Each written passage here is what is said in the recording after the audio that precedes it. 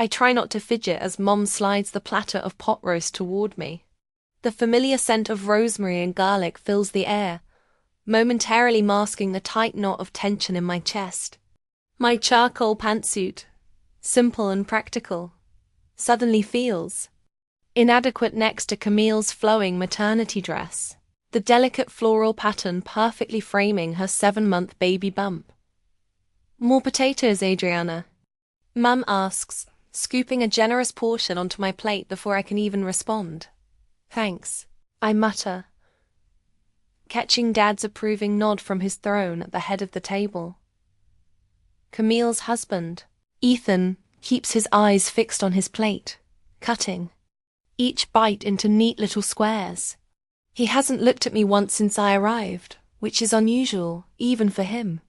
Something feels off tonight. "So?" Mom begins, her tone too casual, immediately setting off alarm bells in my mind. "Renee, from accounting mentioned your team landed the Westbrook account." I freeze mid-bite. How does she know Renee? "Oh, she's in my garden club now." "Such a lovely woman." Mum waves her hand dismissively. "She mentioned you received quite a substantial bonus. $18,000. The pot roast turns to sawdust in my mouth. Never told them about my bonus. Never. It was private, my small victory after 3 years of 60-hour work weeks, skipped lunches and missed vacations. That's... I start, but Dad cuts me off.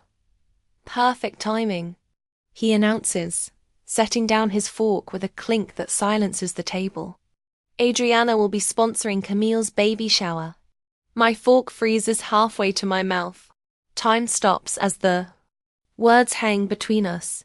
I look from Dad's expectant face to Mum's pleased smile, to Camille's smugly satisfied expression, barely disguised beneath a veneer of gratitude. "What?" The word escapes as a whisper. "It's so generous of you." "Camille," she gushes, placing a hand on her rounded belly. I stare at my sister, my mind flashing back 20 years to a summer day. 8-year-old me, nose pressed to the window, watching a dozen little girls in party dresses twirl through our backyard. Streamers hung from every tree. A professional clown made balloon animals. A photographer captured every fleeting moment of Camille's 10th birthday extravaganza. 2 months later, on my birthday, Mum had ordered a small pepperoni pizza. "Finish your homework before we eat," Dad had insisted, barely glancing up from his newspaper. "No party. No friends. Just a single candle stuck in a slice of pizza, and a pair of sensible shoes for a gift. We need to save," they'd explained when I asked why Camille got dance lessons while I stayed home, why she got braces while I learned to smile with. My lips closed. Why she got a car for graduation while I took the bus to my part-time job, saving every penny for the future they said I need to build for myself. "The Rosewood Ballroom has the most beautiful package," Dad continues, misinterpreting my silence as agreement. $10,000 covers everything: catering, decorations, photographer. All the trimmings. All the trimmings. My fingers tighten around my fork. $10,000. Nearly 2/3 of my bonus. Vanishing before I've even had a chance to decide what to do with it. The money that represents hundreds of late nights. Thousands of missed moments gone. "Look at these photos," Camille says, sliding her phone across the table. "Isn't it beautiful? We've already picked out the color scheme." I glance at Ethan. Something in his expression, guilt, perhaps, tells me he's not entirely comfortable with this ambush either. "I haven't agreed to anything," I say finally, my voice distant, almost foreign even to me. "Don't be silly, Adriana. Of course you'll do this for your sister. Family comes first," Mom says, laughing lightly.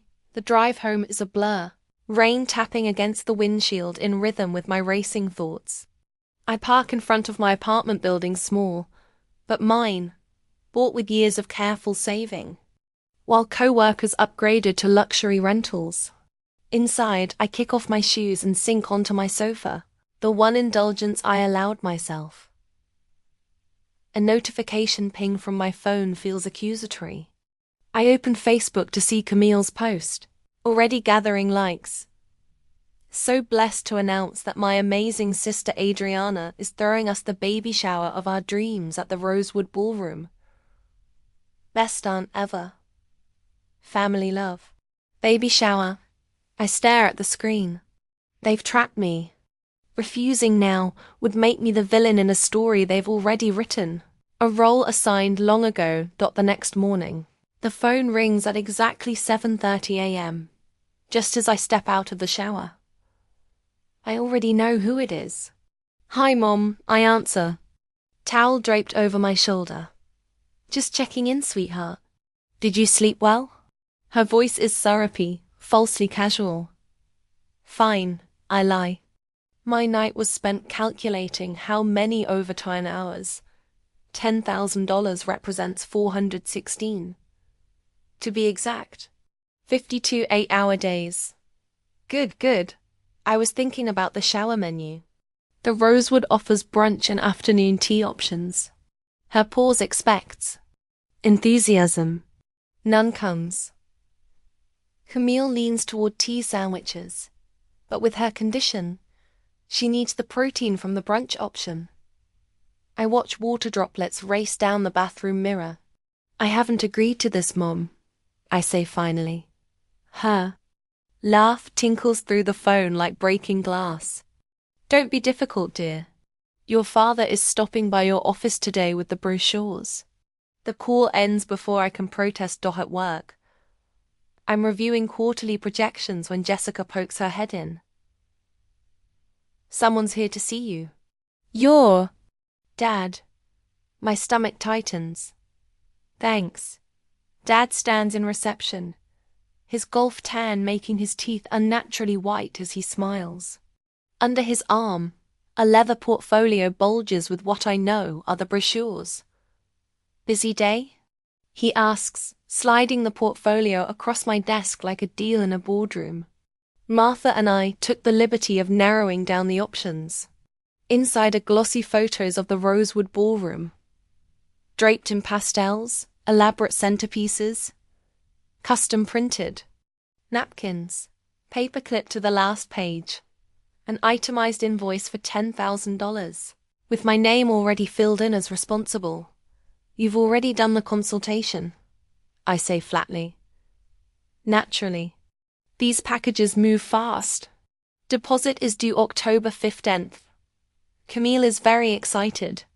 After he leaves, Jessica finds me staring blankly at my screen. "Everything okay?" "My family expects me to spend $10,000 on my sister's baby shower," I murmur. Jessica's eyebrows rise. "The same sister who posted that tone-deaf engagement photoshoot on a yacht last year." I nod. The unspoken comparison stings again. "That's insane." "Tell them no," she says. "I wish it were that simple." They've already announced it online.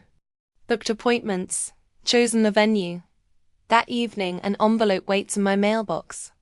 Inside, a handwritten note from Camille accompanies a sonogram picture. "Baby girl already loves her auntie Adriana. We're so blessed you're giving her the welcome she deserves. The Rosewood needs your credit card for the deposit. Mom said you wouldn't mind using the one on file from Dad's birthday dinner. Love you. Another ping. A text from my cousin. My flight lands at 2 p.m. Saturday. Can you pick me up or should I Uber to the venue? The walls close in. Another ping.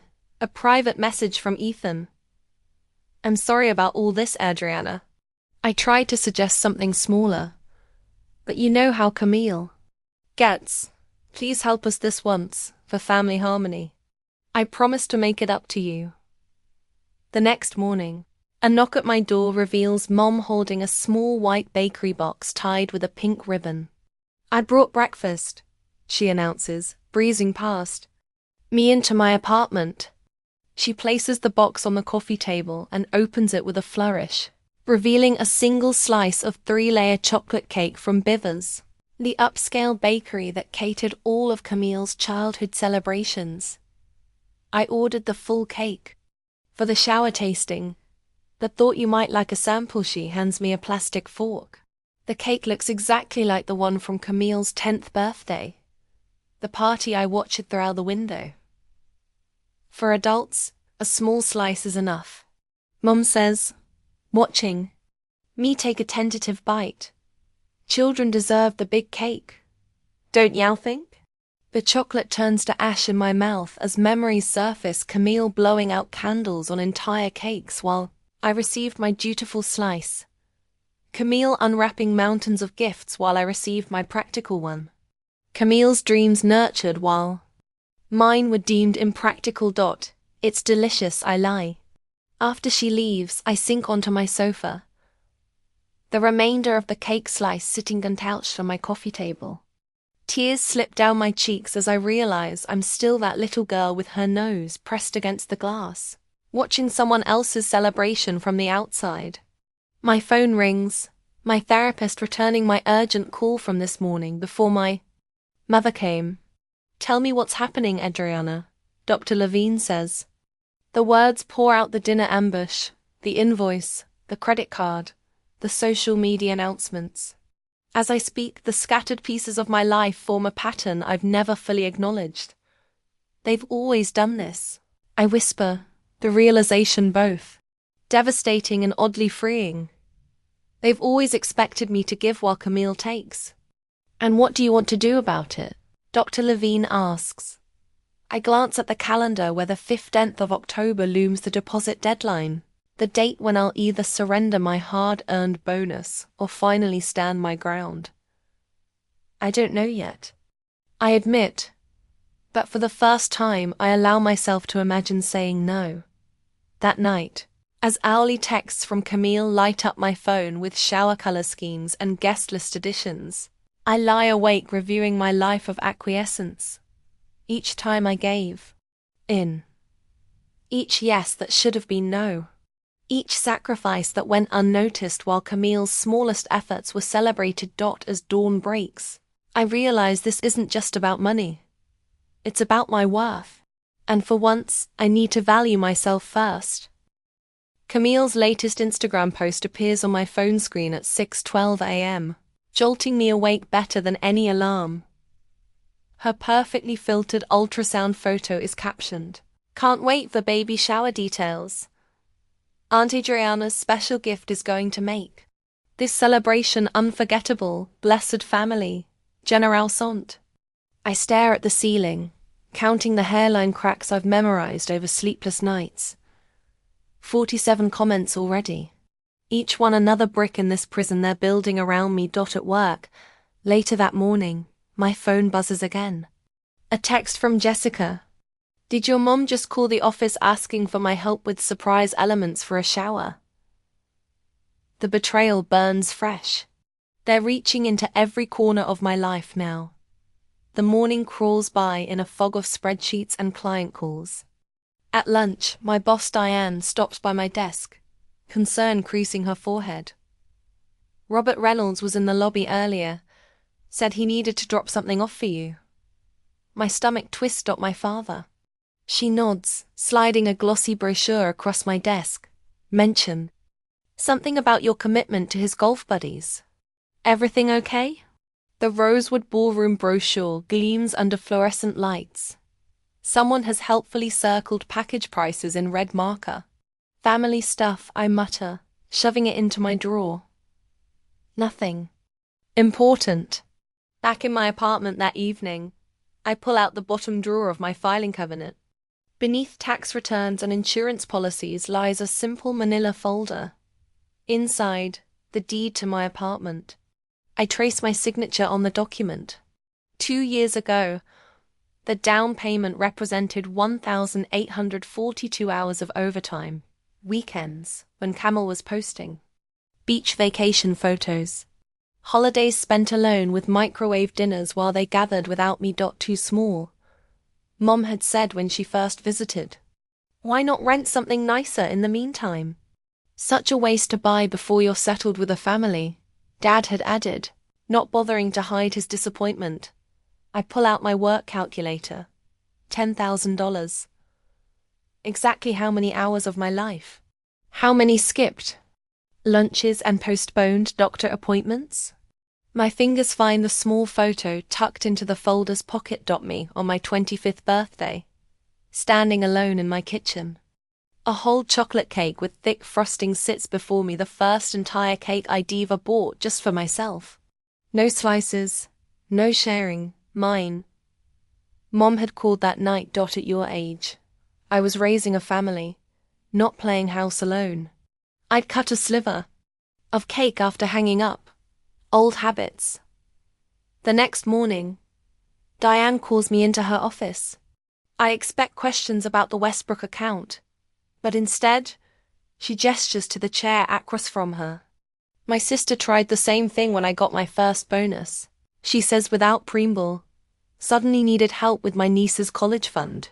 My face burns. I done single quotes T.family thinks your money belongs to them because they made you. She leans forward. But you made yourself, Adriana. That bonus?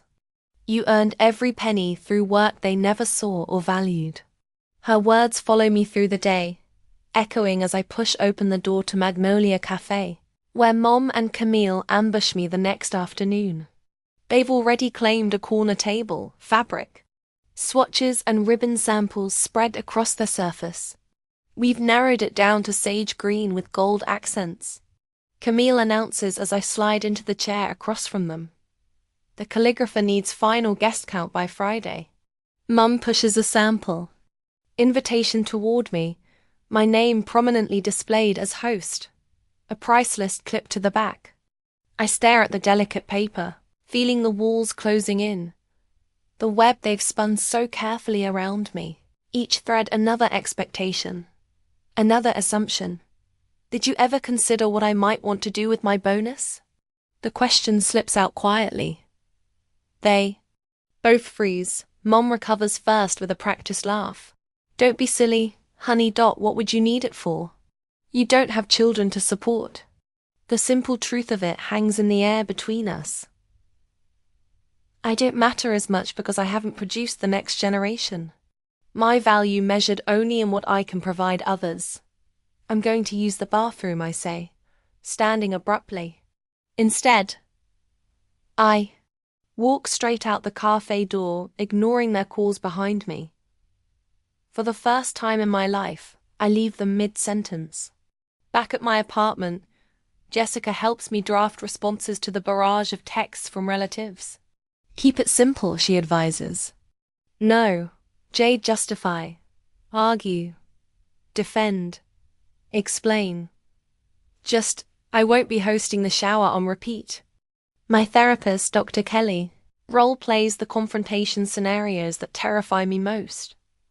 What's the worst that could happen if they're angry? She asks. They'll cut me off, I whisper. And what would that actually mean in practice? I blink, realizing I've never examined this fear. They rarely call except to ask for something. Holidays are obligations filled with criticism. When was the last time any of them asked about my life? Saturday evening, a knock at my door reveals Camille, eyes puffy from what I suspect are strategic tears. But she's not alone. My neighbor Tom stands casually in the hallway, watering the shared plants. Everything okay, Adriana? He calls, not even trying to hide his protective stance. Just a family visit, I say, letting Camille in but leaving the door wide open. Her ambush turns into an awkward 15 minutes of small talk before she leaves. Mission unaccomplished. Sunday morning. I walk into Sweet Dreams Bakery with a photo on my phone. The same ornate Princess Castle cake from Camille's 10th birthday party, down to the delicatesse of flowers and miniature drawbridge. Can you recreate this? I asked the baker, but just for one person. That evening I sit at my kitchen table. The cake, An exact replica of Camille's childhood masterpiece gleams under my apartment lights. I slice a generous piece, the knife gliding through layers of vanilla and raspberry filling. The first bite dissolves on my tongue. I close my eyes, savoring the sweetness without guilt or obligation. I take a photo of the cake with my slice prominently displayed. For a moment, my finger hovers over the share button. Then I save it to my private album instead. This moment belongs to me alone. My phone pings with another message from Mom. I turn it face down without reading it. The truth settles around me. Substantial as the walls of my small apartment, sturdy as deed in my filing cabinet. I've spent a lifetime accepting crumbs from their table, believing I deserved nothing more. But I built this fortress myself, brick by brick, and within these walls I make the rules. I cut another slice of cake, even larger than the first. On Monday morning, the spreadsheet glows on my laptop screen, each row a testament to years of financial imbalance. Column A, the date. Column D, the request. Column C, the amount. Column D, what Camille received in the same time period. 0.3000 for Camille's graduation party. 200 for my card. I mutter, fingers flying across the keyboard. 5,000 toward Camille's wedding. My invitation arrived late.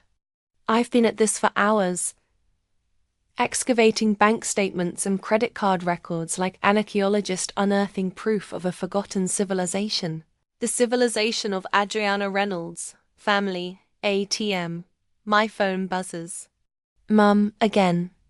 The 6th call today.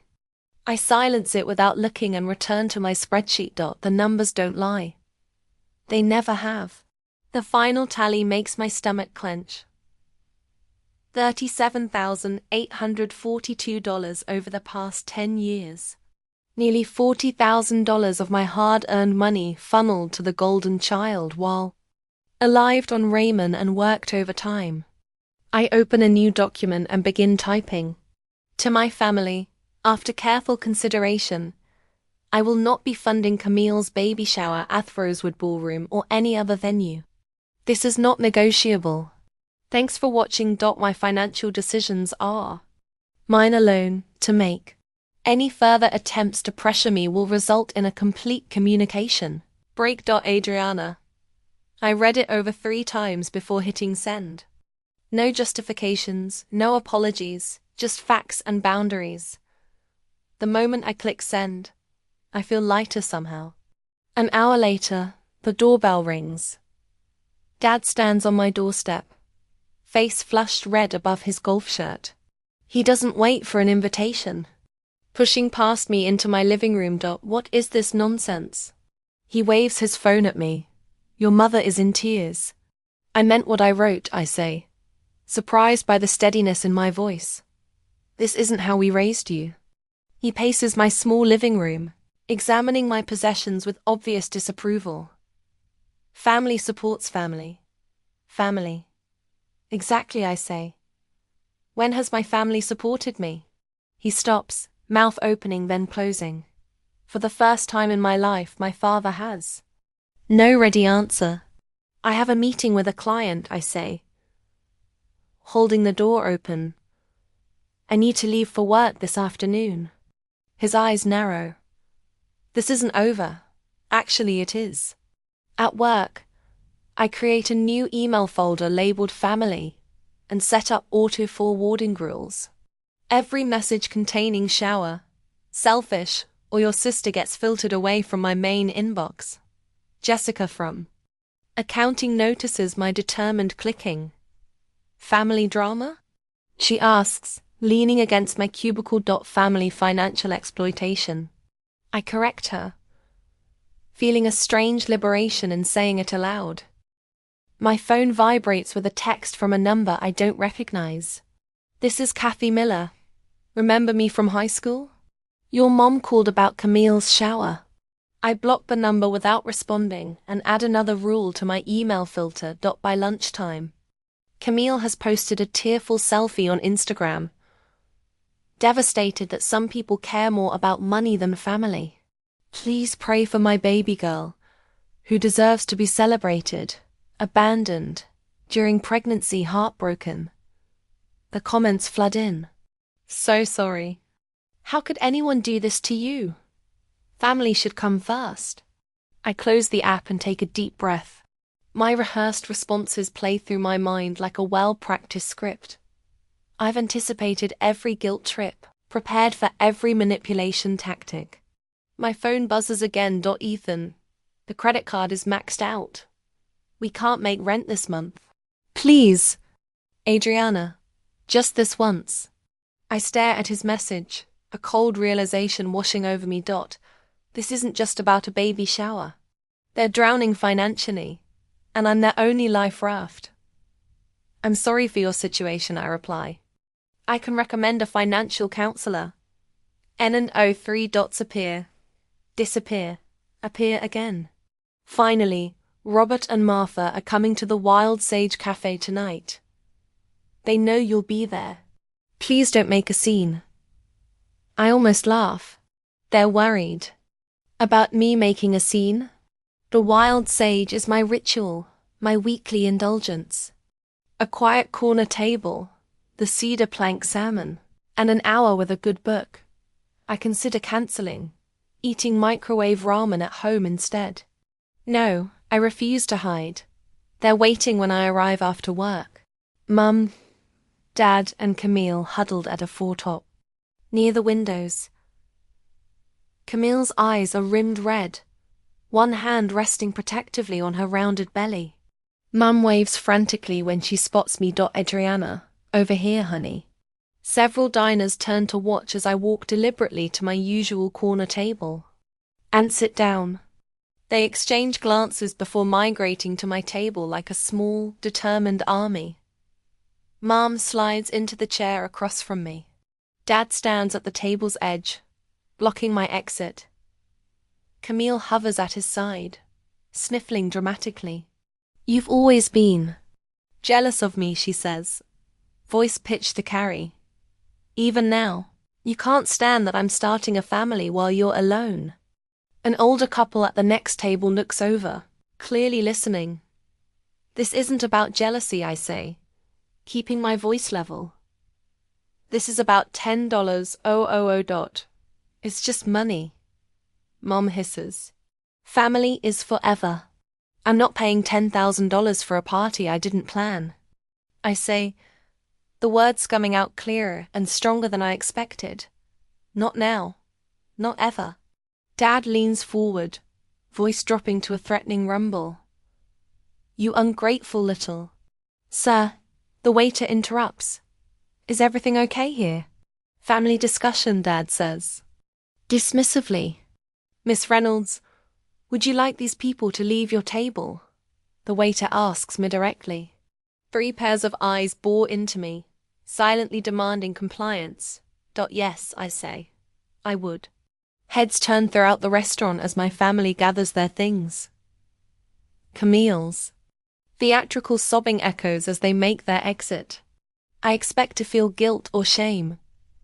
Instead, I feel lighter than I have in years. Your usual, the waiter asks. Yes, please.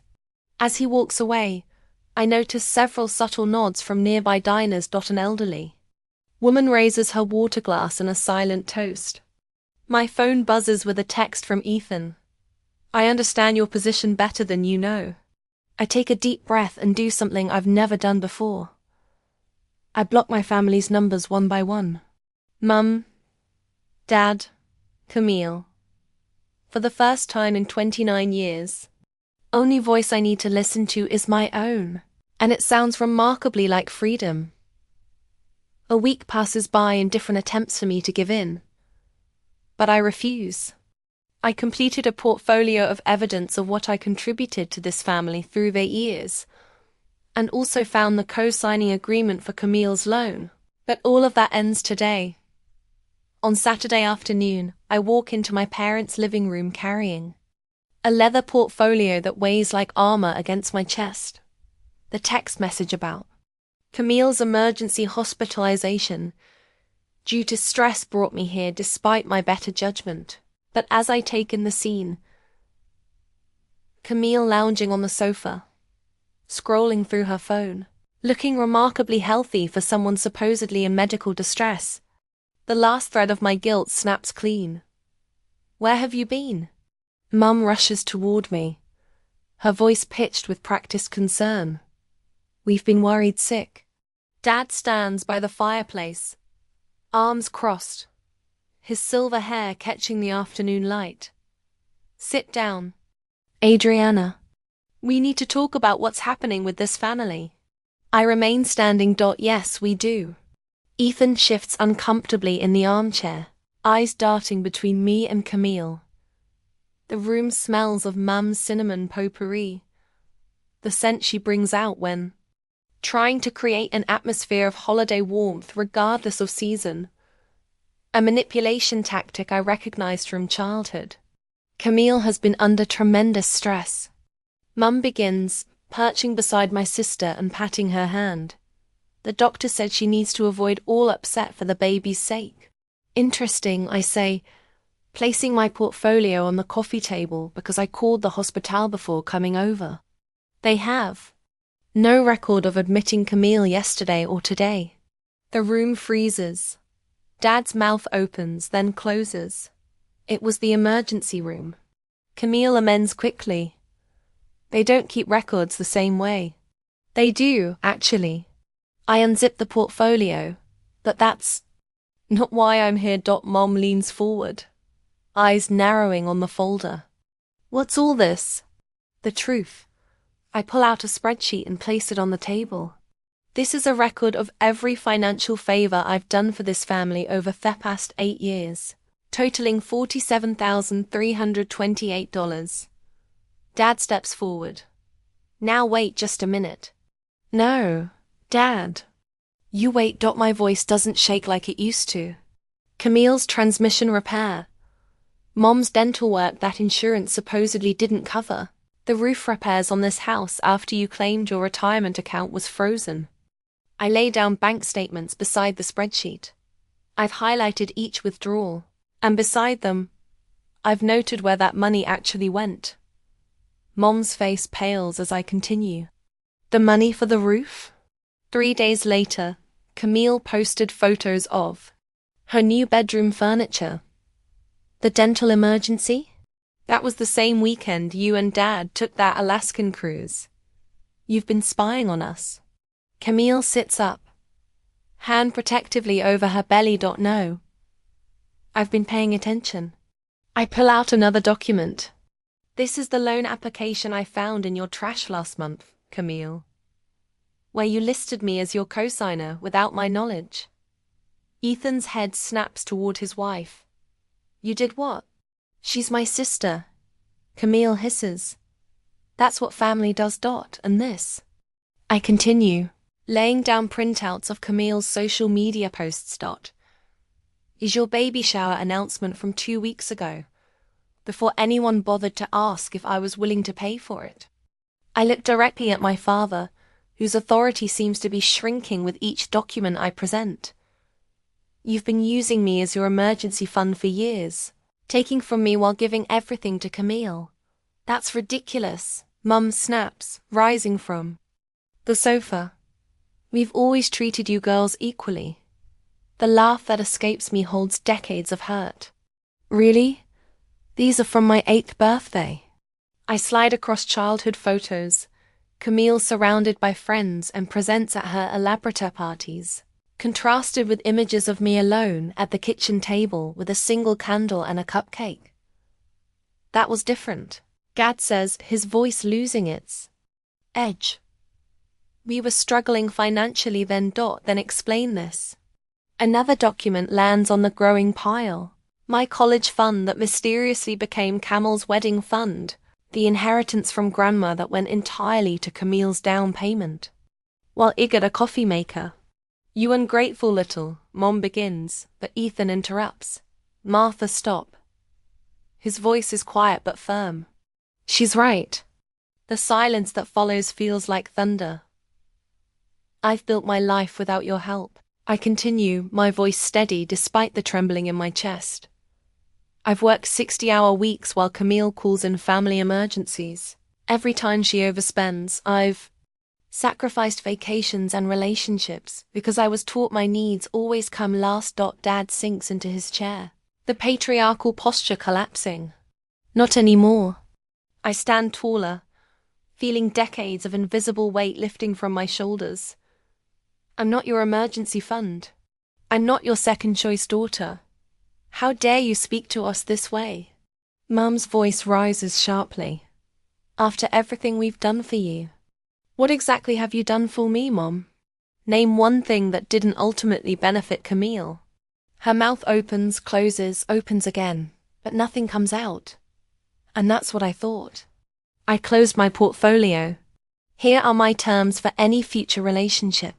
Respect, equality and family therapy. No more financial requests. No more manipulation. No more lies. Or what? Camille challenges, her mask of vulnerability completely gone now. Or nothing.